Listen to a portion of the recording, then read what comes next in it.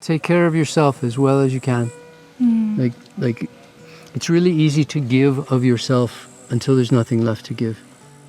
And then, you work yourself to a frazzle, or you work yourself until you're sick, or you take care of yourself, take care of your own needs.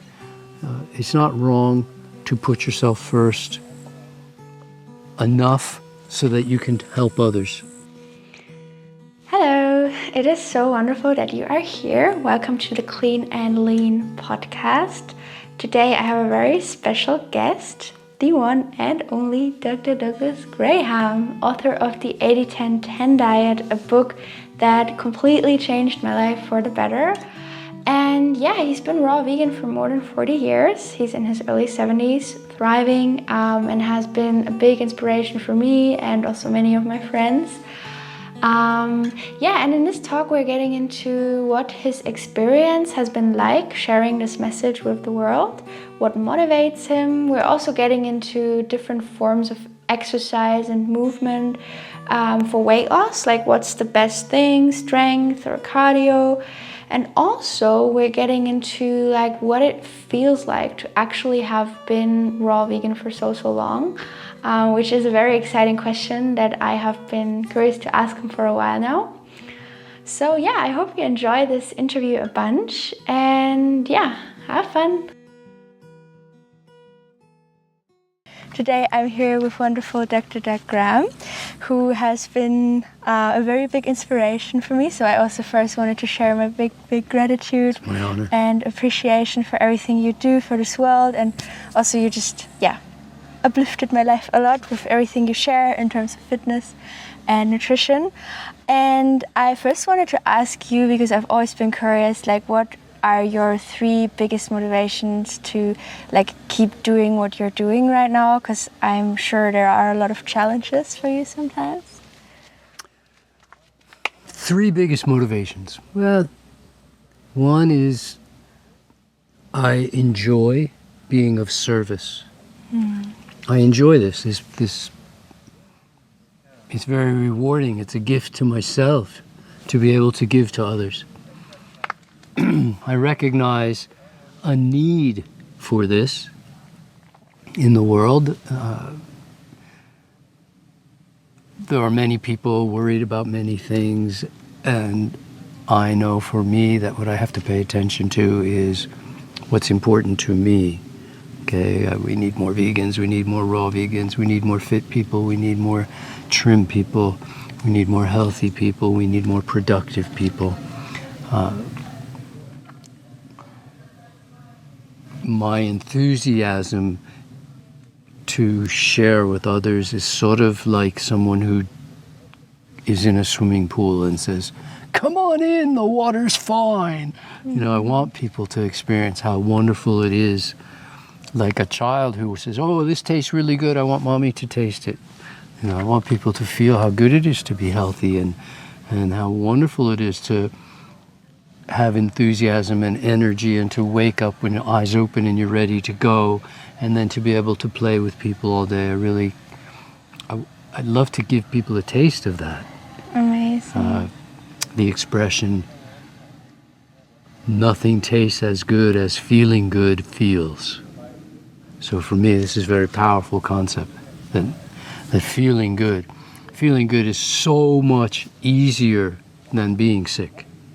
So I'm trying to show people an easy way to have sweet and juicy, luscious food, to feel good all the time, to have a body that works. And for me, as the years go, it remains important to me to be of value, like to be needed, to be useful in the community. I'm not ready to be taken care of. I want to continue to be a caretaker, a caregiver. Wow. And to me, this is a good feeling. So again, it's like when I give, I get. And so there's all of that. And of course, being a provider, is part of a male, I think part of the male psyche is I wish to be a provider. And this is strong for me to be able to provide for my family. I want to be able to do that. So showing up and sharing what's in my head. I'm tickled beyond belief that I can still take what's in my head and get it out to people. And as long as that is still valuable for others, I want to do that. I want to be valuable. Wow, that's so beautiful. Thank you for sharing. And I love that you still want to continue doing it despite the fact that you might retire, or other people in your age maybe retire, but you want to continue to spread the message, be of service and help others.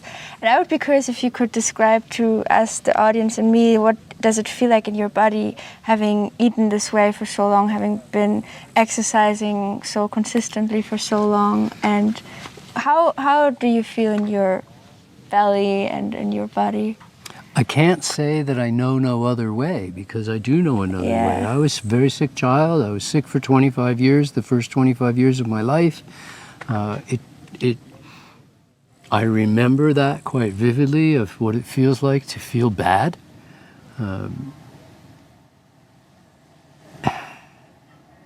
I don't want to feel ill. I don't look forward to the next cold. I don't look forward to the next disease, or being injured or too tired to be functional. I love that I can, still move. And what does it feel? It feels the same. I would say it feels like it's always felt. It really feels like it always felt. Am I aware that there's a side of me that says, oh, I'm aware that I'm older and maybe can't recover quite as quickly. But I'm really not seeing a lot of that. I go out and play. I play all the time. I was in Serbia for a month. I went to the gym every single day. I didn't miss a day out of those 30 days. Did not miss a day. Did a weights workout every single day. Plus, get to the gym and back and do a little running as well. I can go every day, and it feels great. So when you had a heavy weightlifting session, do you ever feel like muscle aches in your body, or does your body recover smoothly and quickly? I know how to train from my weightlifting in such a way that I won't tend to experience the overload of soreness, crazy soreness, unless there's two ways not to get sore, right? Like, don't ever train or keep training. So I keep training, and this way the soreness, it's most uncommon. I might get a little something here or there, but really that would be from doing something I'm not used to. And I always do a little something I'm not used to, because... But just a little bit. Yeah, a little of something I'm not used to. I don't want to let those things completely go away. Yeah. So I keep saying, I haven't done this in a while. I haven't done this. I really should. I've let pulling go away, or I've let pushing go away, or I've let I've sprinting go away. And you don't want to let anything go away. I don't really want to let anything go away, so I do as much as I can. Amazing. Yeah. And can you share a little bit about your philosophy about movement? Because I know you rarely talk about it as work, or you never call it a workout. No. So what is your philosophy behind it? Well, I fully embrace the senior Olympic motto, which is you don't stop playing because you get old. They say you get old because you stop playing. And so I want to maintain that playful attitude. I enjoy play. I enjoy games. I enjoy little meaningless competitions, who can throw the stone into the circle, little meaningless things, but make it playful. And I just get a little tickle out of being fun and playful, and I call it childlike. Nice. Just kind of, it's still there, and so I might as well enjoy that. What some people say, the twinkle in the eye, it's definitely there. So my attitude towards training is sometimes I train because I have a goal, like a competition. Competition definitely gives you motivation for training. Definitely provides a reason and a purpose. But even if I don't I just enjoy it. I have a certain amount of personal pride. It's not an ego thing, but I want to be able to get up and down the stairs effortlessly. I want to, be able to carry packages. Basically be functional. I just want to be functional. It's not, I'm not driven. I'm not making my living out of sport. I'm not competing on an Olympic stage. I don't put a lot of time into fitness, but I don't ignore fitness. How much time do you put into fitness per day? It's different than it used to be when I was younger, for sure. But now? Because I was doing cardio sports, and cardio sports took more time. I'm not putting as much emphasis on cardio. I'm putting more emphasis on bursts and heavy lifting because I don't wish to let my strength go away. My lifestyle is more sedentary today. There's more computer time, more phone time, more sitting time. And so I found like what I was losing was strength. And I said, okay, I need to focus a bit on strength. But strength training does not take a lot of time. If I put in an hour 3 times a week on strength training, it's a lot. Really, it is a lot. I can show people how to do it in less time. But when I set up programs and coach people through programs, it's usually an hour 3 times a week. Wow, okay. And in my channel, I focus all about slimming down and shedding excess fat. So what do you think is more effective in terms of that, cardio or strength training? Probably both, right? But what advice would you give to people out there who are looking to shed some pounds? Reduce the fat in your diet by increasing fruit and vegetables, and be willing to walk away from the table. Walk away from the table. You don't have to eat till you're absolutely stuffed. Just eat until you're happy, till you're satisfied, till you've had enough that will last you until the next meal. You don't have to excess. It does not have to be excessive. Certainly we would say overall the average strength workout does not burn quite as many calories as the average cardio workout. But fitness activities, unless you are exceptionally fit, fitness activities are not great ways to lose weight. Because most people are not fit enough to make a big difference calorically. So for an average person, if they go out and do 200 or 300 calories worth of exercise, that's a fair bit. But they can do 200 or 300 calories in a few bites of avocado or a few bites of nut butter, and we could already be at 300 calories. We can make a difference in the diet of 200 or 300 calories far more easily than putting in 200 or 300 calories worth of exercise. So I'm going to say the difference is at the kitchen table. That's such a good point. I love that. But then I'm sure you agree that it's still so important to still incorporate movement. Fitness is absolutely essential. Because it's essential for we have health. to move. Yeah. We have to move. But if we take the average person and say, oh, you want to lose weight, increase your fitness activities by another 200 or 300 calories a day, that would be a big thing to ask. That would be a big ask. But walking away from the table a little bit earlier than usual. A few bites. Yeah, that's so good. I love that advice. And I have another question about you. So when you started this lifestyle and throughout the years, what would you say was the biggest challenge to keep going for you? The biggest challenge at first was overcoming the naysayers' influences. I believe Tony Robbins used the phrase susceptible to the negative influence of others, or of other people is the way he said. He called it SNIOP. Susceptible to the negative influence of other people. And the thing that worked to my benefit is usually if people tell me I can't, then I think, oh, did you watch me?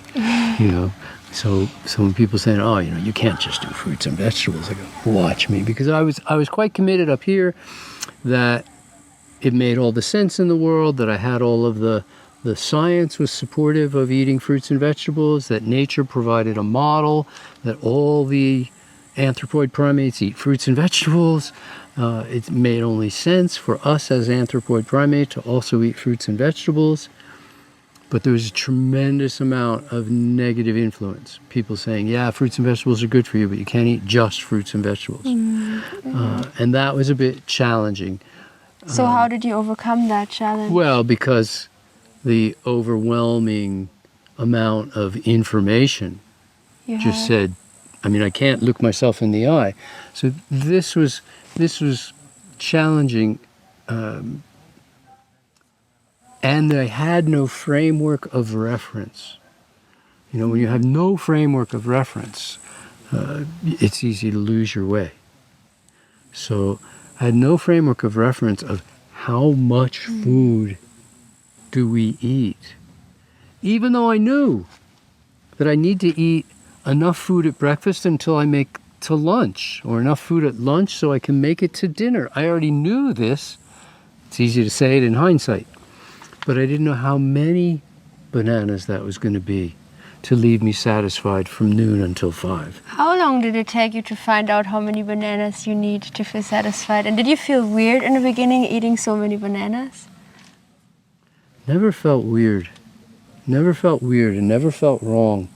It always felt like a treat, a present. You know, there was no, it was a prize. It was not a penalty in any way. I like sweet and juicy things. I've always had a sweet tooth, and I respect it. But it took some time because I would eat breakfast and then be hungry again 2 hours later. And lunch wasn't for 4 hours. And I go, oh, I didn't eat enough. I don't know how long this took to totally... Part of the problem was there were no road signs. Yeah. There were no books, there were no leaders, there were no YouTube videos, there were no instructional anything.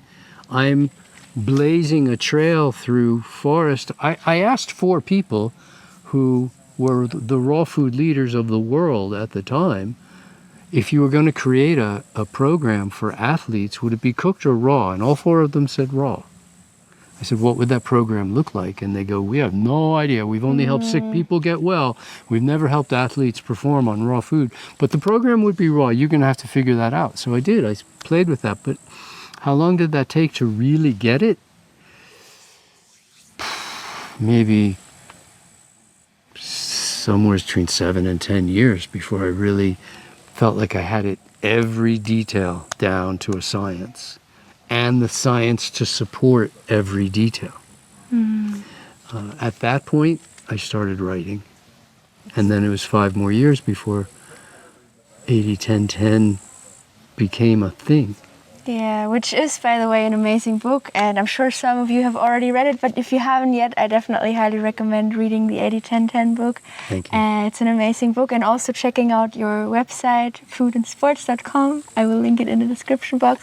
Do you have anything else where people can find you? Or Foodandsport.com is the best. Amazing. The word food, the letter N, the word sport. Nice. Yeah, I'll link it down below. And I have one last question, which I ask everyone who I interview. So if you could travel back in time to the time where you started this lifestyle, which 3 advice would you give your younger self? Eat more fruit.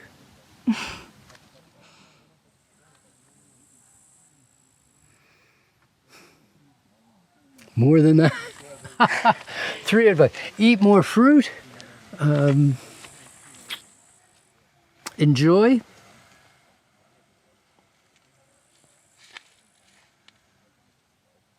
I got very fortunate. I eat more fruit. Enjoy. Take care of yourself as well as you can.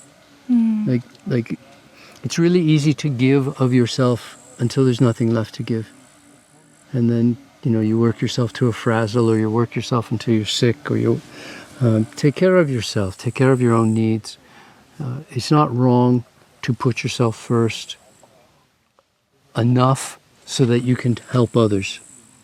Life is a long journey. Even though life is a blink of an eye, if we look at an intergalactic world, you know, but when your own experience of it, life is a long time. And I want to play that long game, not just, hey, let me see what I can do. I want to get the most out of every day, but I want to come up with sustainable systems. That you can do for the rest of your life. Sure, for sure. Amazing. Well, thank you so much, Doug. Yeah, my pleasure. My pleasure, Julie. And yeah, Every success to you. thank you so much. Yeah. All Reach right. out to the world.